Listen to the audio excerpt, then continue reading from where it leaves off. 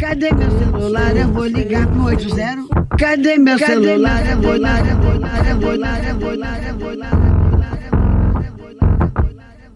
Ninféias apresenta Pílulas Feministas.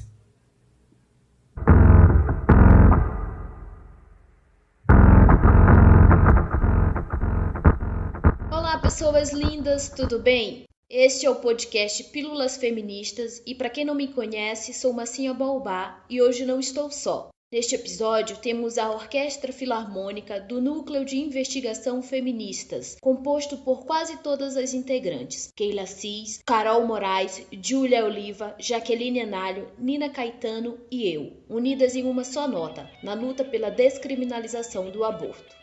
28 de setembro não é só mais um, é dia de luta, não é um dia comum. Direito imediato, revolução de fato, protesto na batida, ventre livre de fato. Lutar pela legalização do aborto é lutar pela saúde da mulher. Lutar pela legalização do aborto é lutar pela saúde da mulher. Hoje é dia 28 de setembro, Dia Latino-Americano e Caribenho pela legalização e descriminalização do aborto. E neste episódio, vamos tratar deste assunto tão polêmico, mas que faz parte importante da agenda feminista, como perspectiva da saúde da mulher. Como um grupo feminista, iremos abordar essa temática de forma favorável à mulher. Então, se você não concorda conosco, eu peço que escute cada minuto com muita atenção, pois somos mulheres falando de um lugar extremamente nosso, o corpo, que algumas vezes é confundido como uma incubadora humana. Pois bem, a conversa de hoje será mediada pela fala da antropóloga Débora Diniz, premiada como uma das maiores pesquisadoras sobre o aborto na América Latina, que durante uma audiência pública em agosto de 2018 foi convidada pelo PSOL para apresentar dados dos seus estudos favoráveis à ADPF 442 da descriminalização do aborto até a 12ª semana de gestação. Segundo o site Notícias do STF, a ADPF 442 foi ajuizada pelo Partido Socialismo e Liberdade, que sustenta que os dois dispositivos do Código Penal afrontam postulados fundamentais como a dignidade da pessoa humana, a cidadania, a inviabilidade da vida, a liberdade, a igualdade, a proibição de tortura ou tratamento desumano e degradante, a saúde e o planejamento familiar das mulheres e os direitos sexuais e reprodutivos. A pretensão é que o STF exclua do âmbito da incidência dos artigos a interrupção da gestação induzida e voluntária realizada nas primeiras 12 semanas, de modo a garantir às mulheres o direito constitucional de interromper a gestação, de acordo com a autonomia delas, sem necessidade de qualquer forma de permissão específica do Estado, bem como garantir aos profissionais de saúde o direito de realizar o procedimento. Este vídeo é de domínio público e pode ser encontrado no YouTube pelo título Pesquisadora Débora Diniz defende a descriminalização do aborto em audiência no STF.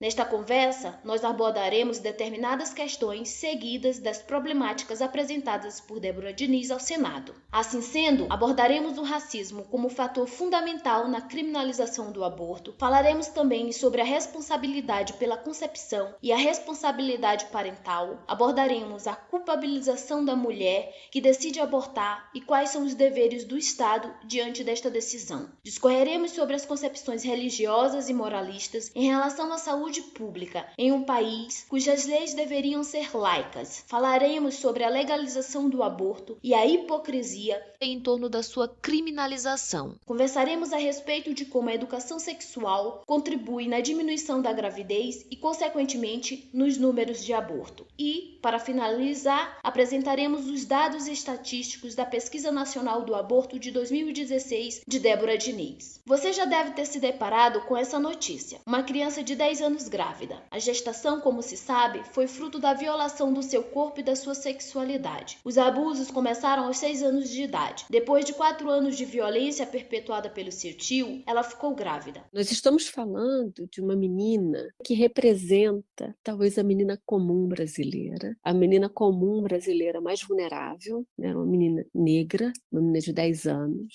de uma família trabalhadora informal, que talvez esteja no momento da pandemia, na situação de vulnerabilidade, e que a casa, que deveria ser o espaço da proteção, o espaço do cuidado, era um espaço de tortura cotidiana. Então, o que nós sabemos a partir das notícias é que essa é uma menina que nos últimos 4 anos era violentada por uma figura masculina de hegemonia naquela casa. Então, ela é a casa que explode as regras mais perversas do patriarcado, que é inclusive com o abuso e a expoliação dos corpos das filhas e das meninas como uma propriedade do patriarca. Quando sua família descobriu o que vinha ocorrendo, prontamente recorreram às leis que foram subsidiadas por recomendações médicas. A criança de 10 anos não tinha condições fisiológicas para seguir com a gestação. O risco da gravidez nesta idade era a morte, tanto da menina quanto da criança que ela gestava. Outros motivos se somam a esta recomendação. O de natureza psicológica. Haja vista que esta criança foi vítima de um familiar, um homem adulto de 33 anos, e os traumas que ela carregará não cessarão com a interrupção da gestação ou mudança de estado e de identidade, como foi recomendado pela Justiça, mas amenizará sua atual situação. Se, contudo, nos detivermos às suas condições psicológicas, seus traumas estão dimensionados pela exploração e violação do seu corpo e pela coerção que sofreu ao longo dos anos. Pode-se dizer que ela carregou durante 4 anos o abuso como um segredo, e isto foi suficiente para nutrir em si o medo e a vergonha dos acontecimentos, motivos que a silenciaram por anos. Em um segundo cenário, posso afirmar que a criança é duplamente vítima. Não devemos esquecer a parcela da responsabilidade do social, do Estado, que neste caso a submeteu ao constrangimento da burocracia jurídica. Já não bastava tudo o que lhe ocorreu, agora ela estava sendo submetida a processos burocráticos e perguntas invasivas sobre a violação do seu corpo e da sua sexualidade. Também não podemos esquecer dos fundamentalistas religiosos que não perderam a chance de protestar em prol do feto e não da criança vitimada. Para eles, a questão estava ligada à problemática do aborto. Não foi a criança vítima que os comoveu, nem a indignação sobre o seu caso. O que os comove é a crença em uma tradição moral cristã, a mesma responsável por condenar e queimar as bruxas no século XVI e XVII. Ou melhor dizendo, as mulheres que possuíam total controle sobre sua fertilidade, assim como sobre os processos naturais para a indução do aborto de maneira segura. O Brasil é herdeiro de muitas tradições coloniais, por isso suas leis e constituições são assombradas por tal moral, visto que isto é também reflexo da nossa cultura e sociedade. Para esta tradição, o aborto só é crime quando uma mulher deseja exercer seu direito à liberdade de escolha. Como abordamos no podcast anterior, o aborto no Brasil só é permitido em casos de estupro, risco à vida da gestante e quando há má formação do feto. E os casos que não se enquadram nestes quesitos? Quais sintomas sociais e culturais se apresentam quando o assunto é a criminalização do aborto, contrariamente à sua legalização? Olá, quem me escuta, sou Jaqueline e agora quero ressaltar a importância da estratégia política que existe no movimento da esfera do privado, ou seja, dogmas e morais, interferir na esfera do público. Tomando, por exemplo, o caso da menina de 10 anos, houve todo um movimento de criminalização da vítima, o que tira totalmente a responsabilidade do Estado na proteção e cuidado com essa criança e a garantia de um aborto seguro. Ou seja, se a mulher engravidou, o problema é dela, não da sociedade como um todo. E a responsabilidade de gerar essa criança, mesmo em casos onde não houve estupro. A infantilização masculina, onde homens adultos são eternos moleques, livres de qualquer culpa ou responsabilidade. E, por outro lado, a adultilização de garotas, que com 10 anos já sabem o que estão fazendo. Argumento, inclusive, usado nesse caso pelo estuprador dessa criança para insinuar que o crime era consentido. É realmente muito preocupante que uma questão de saúde pública tão latente como a legalização do aborto seja tratada como pesquisa de opinião, respaldada em crenças subjetivas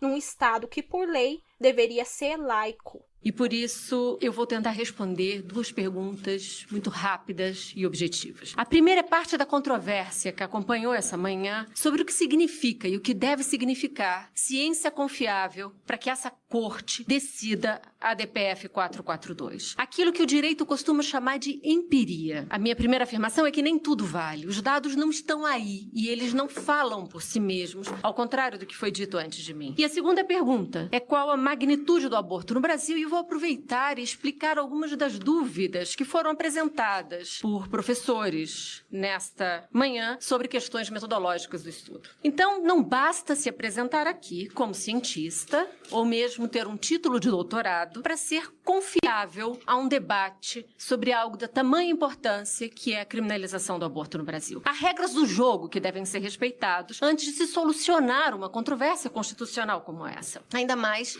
se nós queremos fazer um giro de um direito amparado em evidências. Precisamos fazer uma pergunta de quem produziu essas evidências, aonde elas foram disseminadas e como elas foram coletadas. Isso nós chamamos em ciência como evidências confiáveis. Um estudo sobre aborto, por exemplo, que vem a afirmar que 86% da população brasileira é contra ou a favor do aborto, e a resposta se dizia contra, tem um erro de partida, que em geral são os erros de pesquisas de opinião sobre temas tão controversos como aborto. Imaginem qualquer um de nós fazendo a pergunta se você é contra ou a favor de ter uma religião. Essa pergunta não seria feita porque ela não é considerada como factível para se apresentar uma resposta sobre garantia de direitos individuais. Nenhuma das 2 pesquisas seria publicada em nenhuma revista confiável da comunidade acadêmica e serve, talvez, como manchete de jornal ou como peças de uma retórica de construção sobre argumentos em um tema controverso. Então, esse é o caso de muitas das pesquisas de opinião sobre aborto que continuamente se fazem referência para dizer o que pensa a população brasileira. Nesse caso, em geral dessas pesquisas, não há erro de amostra, como já foi dito aqui. Não há erro em coleta de dados, mas há um erro de pergunta. A pergunta sobre aborto não é se nós somos contra ou a favor. Na verdade, o que nos interessa saber são práticas. Uma mesma mulher que venha responder a uma pesquisa de opinião, eu sou contra o aborto, essa mulher pode ter feito um aborto na vida. Porque há uma expectativa moral de uma resposta correta quando há alguém fazendo uma pergunta inquisitorial como essa. E poderia parecer uma aparente incoerência, mas eu dou 2 razões para explicá-las. Como eu disse, porque há uma expectativa de resposta. A segunda, ela é de ordem filosófico-jurídica. Nós somos incoerentes quando a lei penal nos ameaça de prisão. Uma mesma mulher contra o aborto, ela, se perguntada se ela é a favor ou contra a prisão de mulheres, ela vai dizer, não faz nenhum sentido. Muitas mulheres brasileiras sequer sabem que o aborto é um crime de prisão. Elas sabem que há um erro, que talvez haja um pecado para aquelas que fazem parte de comunidades de fé. Seria como ser contra os cigarros, mas a favor da liberdade de fumar, se essa pode ser uma compreensão mais simples. Então essa é a ciência e nenhuma outra que essa corte pode considerar na ponderação de questões constitucionais envolvidas na DPF 442. O resto é legitimamente dogma, é crença moral ou é fé, que são também argumentos respeitáveis e estão aqui convocados a se pronunciarem. Por isso eu pediria, nós não estamos aqui para ouvir professores, mas para ouvir pesquisadores. Nós não viemos hoje aqui para ouvir aulas, nós viemos para ouvir argumentações baseadas em teses.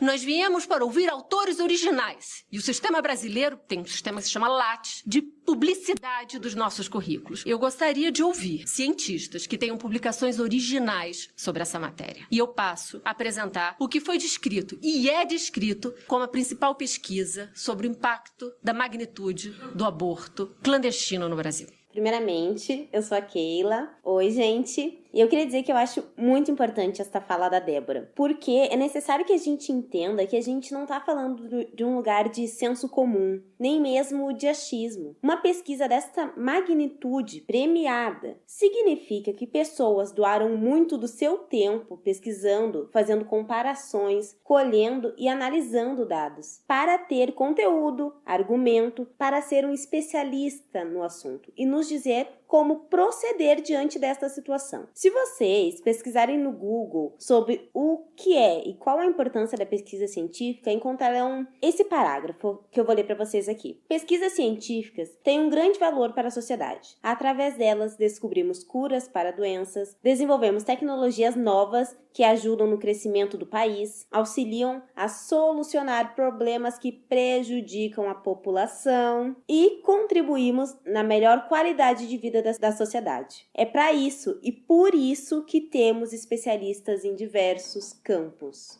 Exatamente, Keila. E para completar a sua fala da Marcinha e da Jaque aí, eu sou a Júlia Oliva e eu quero dizer que realmente, para uma discussão efetiva em relação ao aborto, primeiro a gente precisa saber diferenciar o que é a nossa fé versus a dimensão social do assunto. Falar sobre aborto e saúde da mulher precisa ser baseado por fatos, estudos, evidências e não por crenças religiosas que devem ser excluídas do mote de discussão. A Débora Diniz diz que a pesquisa que pergunta diretamente se você é a favor ou contra o aborto não é efetiva por conta da expectativa moral da resposta, né? Mas eu digo que isso vai além do que só a resposta de uma pesquisa. Existe uma expectativa moral sobre o assunto no geral.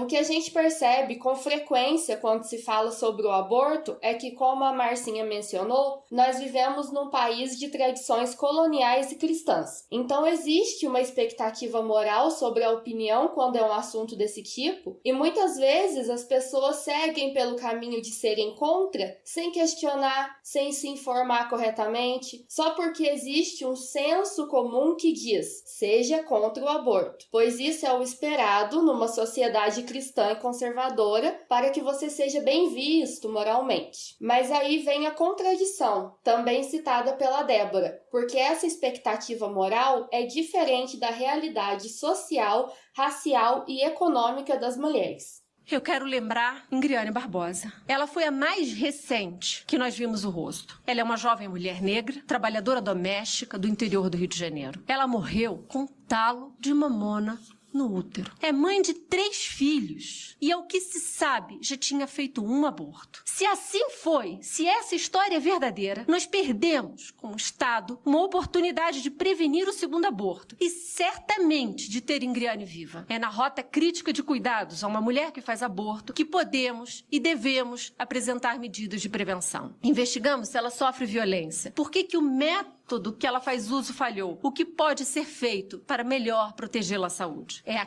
criminalização do aborto, que matou Ingriane e deixou seus filhos órfãos. Se todas as mulheres que fizeram aborto estivessem na prisão hoje, ou já tivessem passado por ela, nós teríamos um contingente de 4.700.000 mulheres, pelo menos 5 vezes o sistema prisional, já o quarto do mundo. Então me parece que a pergunta é: por que tão pouca razoabilidade nessa conversa? Porque aborto não é matéria de prisão, mas é de cuidado, de proteção e prevenção. Há algo de intrigante ao falar de prisão e saúde em aborto. A abstração dos números esconde que, apesar de o aborto ser um evento comum à vida das mulheres, há uma distribuição desigual do risco, com a maior concentração entre as mulheres mais jovens, mais pobres, nortistas e nordestinas, negras e indígenas. Novamente, aí está a Ingriane, e eu faço questão de pedir que lembrem, para aqueles que nunca viram o racismo como parte da criminalização do aborto, que nunca viram o racismo como uma das causas de morte,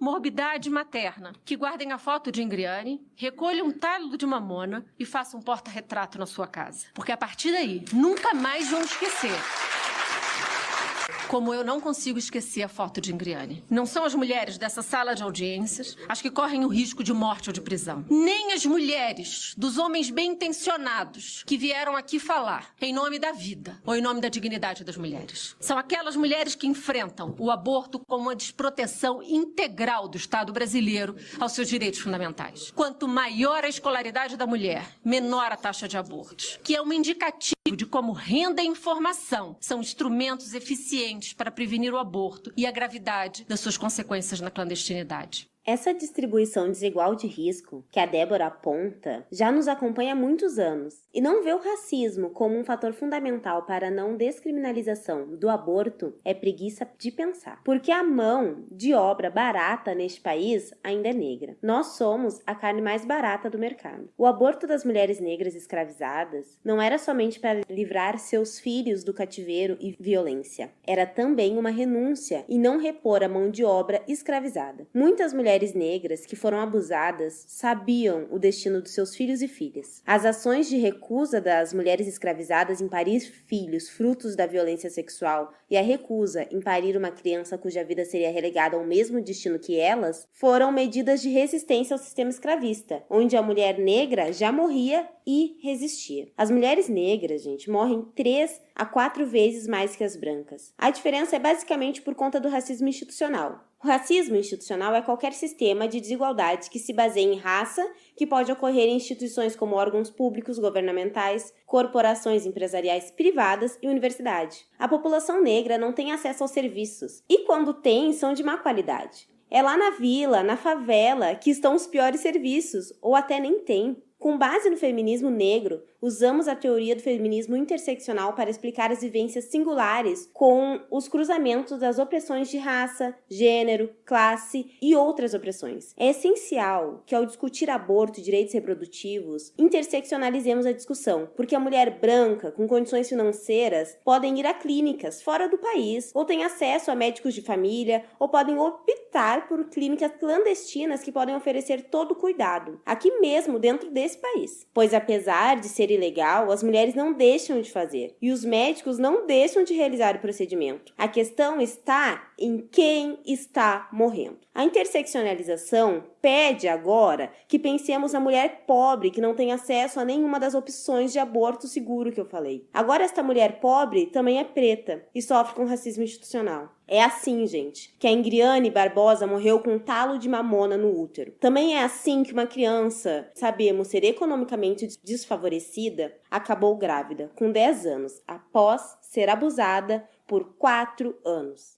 Ei, gente, eu sou a Nina e eu queria colocar um aspecto em relação à gravidez, né, da menina de 10 anos. Tem um aspecto que a gente precisa observar nesse caso, em todos os casos de gravidez, que podem ou não resultar num aborto, a questão da responsabilidade masculina. Ou melhor dizendo, né, da irresponsabilidade masculina, que já foi apontada tanto pela Débora Diniz como pela advogada Mari Freitas no podcast anterior. Culturalmente falando, numa sociedade machista como a nossa, em que não somente a gravidez, mas também os cuidados com os filhos são consideradas como responsabilidade exclusiva da mulher, a responsabilidade masculina com a gravidez é totalmente desconsiderada, mesmo em termos de prevenção. No uso da camisinha, por exemplo, que seria um instrumento de prevenção masculina, a responsabilidade pelo não uso é também atribuída à mulher. Por outro lado, mesmo em casos de estupro, questiona-se a conduta sexual feminina, mesmo em casos em que uma menina é vítima, dos 6 aos 10 anos de idade, de abuso sexual, mesmo nos casos em que uma violência como essa é perpetrada por um homem adulto. Mesmo em casos assim, a gravidez é entendida socialmente falando como um descuido da mulher, como se bastasse, como se diz por aí, fechar as pernas. Já em relação à responsabilidade paterna, não há nenhum tipo de abordagem jurídica, seja para o abandono de uma mulher grávida, seja para o abandono parental, que é quando a criança já nasceu e o pai não assumiu as responsabilidades em relação aos seus cuidados, ainda que tenha havido comprovação da paternidade via exame de DNA. Atualmente, no Brasil, a gente tem cerca de 5 milhões de crianças que não têm sequer o registro paterno. E o que faremos com as crianças que estão vivas e precisando de cuidados? Esta deveria ser a preocupação do Estado. Nossa, pois é, Nina. Por isso, em nossos debates descriminalização do aborto, nós precisamos nos atentar também aos dados de abandono parental paternal. Segundo pesquisa divulgada pelo Instituto de Psicologia da USP, abre aspas, aproximadamente 5,5 milhões de brasileiros não possuem registro paterno na certidão de nascimento e quase 12 milhões de famílias são formadas por mães solo. E isso, fecha aspas, nos leva a essa cruel realidade brasileira da criação e educação dos filhos, que, como observamos, é na maioria das vezes atribuída somente às mulheres. Observando esse contexto, é necessário pensarmos na carência afetiva, emocional, financeira, material, estrutural e tantas outras, que pela ausência do pai deixam a criança e a mãe em situações de vulnerabilidade social. Então o pai pode, entre aspas, abortar, mas a mãe não, nunca. E para elucidar ainda mais a situação de vulnerabilidade da mulher que aborta clandestinamente, assim como eu fiz no podcast anterior com a advogada, eu trouxe dados da Pesquisa Nacional do Aborto, realizada em 2016 pela Débora Diniz, por Marcelo Medeiros e Alberto Madeiro, e esses dados nos apontam que 1 em cada 5 mulheres aos 40 anos de idade já fez pelo menos um aborto na vida. Vale dizer que essa pesquisa foi realizada com mulheres de 19 a 39 anos, alfabetizadas e de áreas urbanas, ou seja, grande parte do contexto de mulheres brasileiras não estão ainda representados aqui. E aí, os dados que são bem maiores, os abortos são realizados entre as mulheres com baixa escolaridade. Isso é, até a 4ª série, 22% de mulheres responderam que já abortaram, do que entre aquelas com nível médio ou superior, que foi 11%. Indicativo de que essas taxas são provavelmente maiores entre as analfabetas e, como bem pontua Débora em sua fala, de como renda e informação são instrumentos eficientes para prevenir o aborto e a gravidade de suas consequências na clandestinidade. Ou seja, pensamos no projeto de descriminalização do aborto não pela nossa intensa e grandiosa vontade de abortar, gente? Mas como muitos dizem isso, chega a ser até engraçado pensar sobre, Mas sim, nós pensamos pela popularização das informações e conteúdos relacionados à saúde sexual da mulher, acessibilização de métodos contraceptivos, divulgação e construção de clínicas e hospitais públicos ginecológicos, promoção da educação sexual nas escolas como forma de prevenção e instrução às crianças, acompanhamento profissional de ginecologistas, psicólogos, advogados, agentes sociais à mulher que aborta e, em último caso, o acesso ao aborto legal e seguro para todas. Essa pesquisa nos mostra ainda que a prática do aborto no Brasil é comum, mesmo sendo tão criminalizada. Isso porque, se nós pensarmos em 5 mulheres que conhecemos que tenham 40 anos, ou seja, nossas mães, tias, avós, vizinhas, conhecidas, pelo menos uma delas já abortou. Então, os dados nos mostram que as mulheres que abortam estão entre nós e elas são de todas as idades, ou seja, permanece como um evento frequente na vida reprodutiva de mulheres há muitas décadas. Casadas ou não, que são mães hoje de todas as religiões, inclusive as que não têm religião, de todos os níveis educacionais, trabalhadoras ou não, de todas as classes sociais, de todos os grupos raciais, em todas as regiões do país e em todos os tipos e tamanhos de município. Mas, como disse a Keila, essas taxas de realização não são uniformes segundo os grupos e nos apontam que as mulheres que mais sofrem os riscos em processo de abortos clandestinos são também aquelas que enfrentam diversas outras formas de violência diariamente, como o racismo, o machismo, a xenofobia e a desigualdade social experimentada em todos os aspectos. Pois são elas mulheres jovens, 29% mulheres de 12 a 19 anos, negras e indígenas 25%, pobres 16%, nordestinas e nortistas 18%, como é o caso de Ingriane Barbosa, especificamente pontuado pela Débora e pela Keila, Tudo isso nos mostra que a questão da descriminalização do aborto no Brasil está atrelada ainda a discussões mais amplas e complexas sobre aspectos do racismo estrutural brasileiro, o comprometimento da sociedade com a nossa juventude, a desigualdade de classes e o sistema capitalista de dominação e exploração, a divisão desigual dos recursos públicos brasileiros e a sociedade patriarcal que a todo custo procura decidir sobre as vidas, os corpos e os futuros de nossas meninas e mulheres. Debater sobre o acesso e a legalização do aborto no Brasil é estruturar um projeto de combate às opressões de gênero, raça, classe e regionalidade, e entre outras que afetam nossos corpos e direitos diariamente. Outra coisa também que temos que ter em mente sobre isso, de culpar a mulher por descuido sobre a gravidez, é que métodos contraceptivos falham. Nenhum deles é 100% efetivo, por mais que você tome cuidado. E é importante percebermos que, ao contrário do que muitas pessoas imaginam, países que legalizaram o aborto diminuíram os índices do mesmo. E isso acontece por 2 motivos. O primeiro é que, ao legalizar, o governo não irá investir apenas para que a mulher aborte com segurança, mas também em educação sexual e políticas públicas de assistência. Quando uma pessoa chega numa clínica de aborto ou hospital, ela é encaminhada para uma consulta psicológica, onde será conversado sobre a real certeza de realizar o procedimento. O que acontece com isso é que muitas mulheres desistem e optam por continuar a gravidez. O segundo motivo é que, uma vez feito um aborto, essa clínica vai informar a mulher sobre métodos contraceptivos e sobre a sua saúde, o que evita e muito uma nova gravidez indesejada. O que chegamos à conclusão com tudo isso é que não existe nada melhor para solucionar o problema do aborto inseguro do que a informação adequada e a educação, além da assistência a essa mulher, somada a toda uma construção de um novo pensamento pautado no feminismo, que diz sobre o controle do nosso próprio corpo. Não é uma religião, nem o Estado, nem outra pessoa que deve controlar o que a mulher deseja que aconteça com o seu corpo. A única pessoa que pode fazer isso é ela mesma. E aí a informação te dá a opção, né? Nós mulheres podermos escolher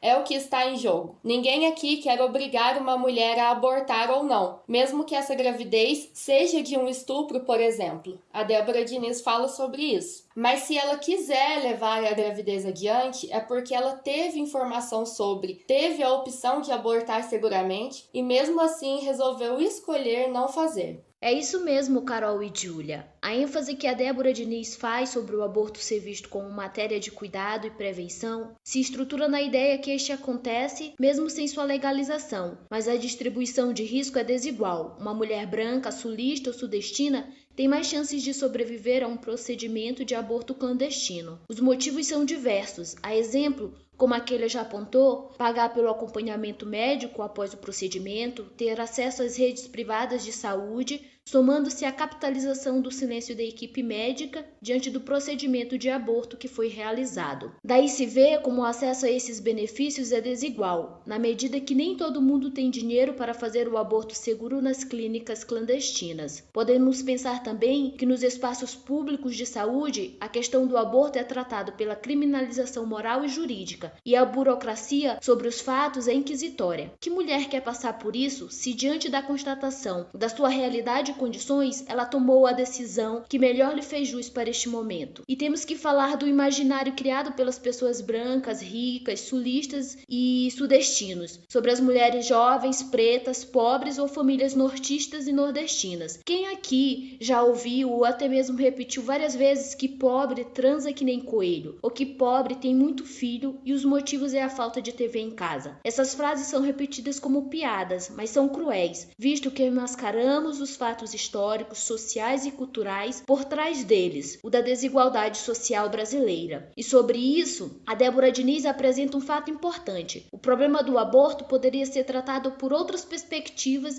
que não sua criminalização, como a Júlia apontou. O aborto e o direito reprodutivo são um problema social que não desaparecerá com um contingente de mulheres presas ou mortas. Esse problema social não é de questão dualista, ou seja, onde decidimos entre o que é certo ou errado. Ele exige uma resolução diante do que ocorre. O que eu quero dizer é que, se criminalizado da forma que está, o aborto ainda acontece, então a resolução não é esta. Desta forma, devemos trocar nossos óculos e ver por outra perspectiva. O aborto, atrelado à questão da prevenção, do cuidado, de um direito inalienável das mulheres e também, como a Júlia falou, de uma educação sexual para todos e políticas públicas de assistência que auxiliem essas mulheres em suas escolhas, qualquer que seja esta. E sobre ter uma outra perspectiva, gostaria de citar a justiça reprodutiva, que surgiu como pauta de luta das mulheres negras a partir das suas experiências com um conjunto de opressões, raça, gênero, classe e etnia, que estão ligadas às hierarquias reprodutivas na nossa sociedade. A questão de quem sobrevive ou não a um aborto clandestino é uma das pautas que a hierarquia reprodutiva nos impõe, mas tem outras que o movimento da justiça reprodutiva levanta. Tem um vídeo da Sabrina Fernandes do canal do YouTube Tese 11. O título é Provida e a Hipocrisia. Nele, ela lista as pautas deste movimento, nos fazendo entender que essa luta está relacionada com uma diversidade de opressões e que não é um problema apenas da mulher, mas de todos que lutam por um mundo menos homofóbico, racista, machista e desigual. Não é questão de religião, mas de direitos humanos, sociais e reprodutivos.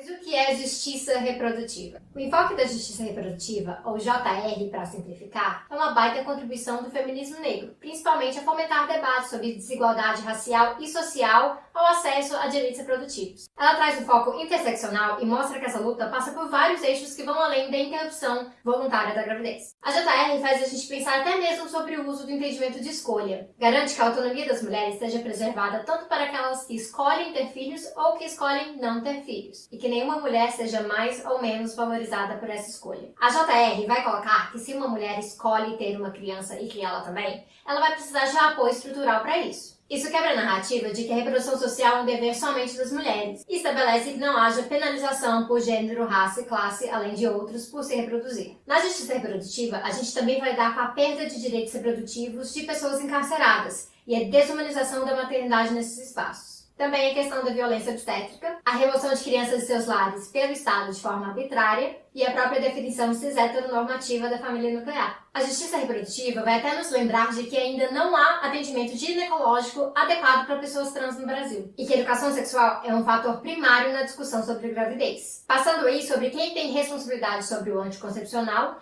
e sobre como os próprios métodos anticoncepcionais são desenvolvidos e promovidos por aí. Dentro desse entendimento, a gente vai ver que é muito importante lutar pela legalização do aborto, mas nos marcos da justiça reprodutiva. Isso é essencial para evitar que o acesso continue desigual, inconstante, inseguro, ou imerso em práticas coercivas, inibidoras, constrangedoras e estigmatizantes. Temos alguns exemplos dessas práticas. Um deles é aquele período de espera que algumas mulheres grávidas são submetidas, que é uma crítica nossa ao modelo do Uruguai. Essa prática é cheia de paternalismo, coloca a decisão médica acima da decisão da mulher e gera constrangimento. Tem também casos em que há incapacidade financeira e estrutural das clínicas para atender as demandas, como é o caso em algumas regiões do Canadá, ou a presença de materiais de leitura de cunho anti-escolha dentro dos próprios consultórios. Pois é, nosso tempo está acabando e eu queria concluir aqui. Como a gente observou ao longo de todo o nosso papo, o aborto sempre foi, é e continuará a ser feito pelas mulheres brasileiras de todas as classes sociais. No entanto, aqueles que lidam com a legalidade ou não do aborto, que são os nossos políticos, tratam o assunto com perspectivas religiosas e com moralismo, criminalizando a prática e reprimindo as mulheres que a fazem. Nós, feministas, lutamos pela implementação de leis e um sistema de saúde que seja capaz de acompanhar e disponibilizar informações de saúde necessárias para que o procedimento seja realizado com segurança e a mulher possa ter a garantia de seus direitos reprodutivos. Não nos esquecendo nunca da importância do processo de educação na formação de todos nós.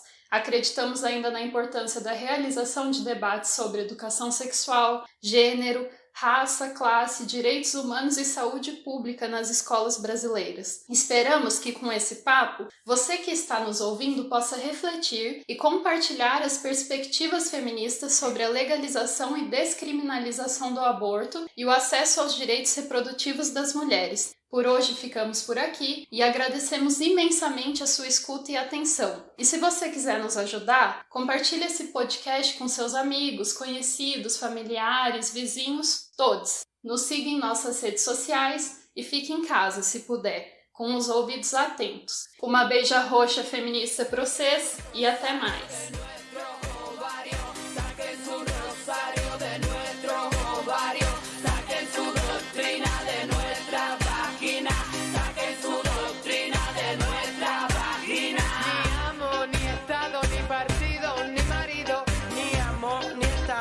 Ni partido, ni marido, ni amo, ni estado, ni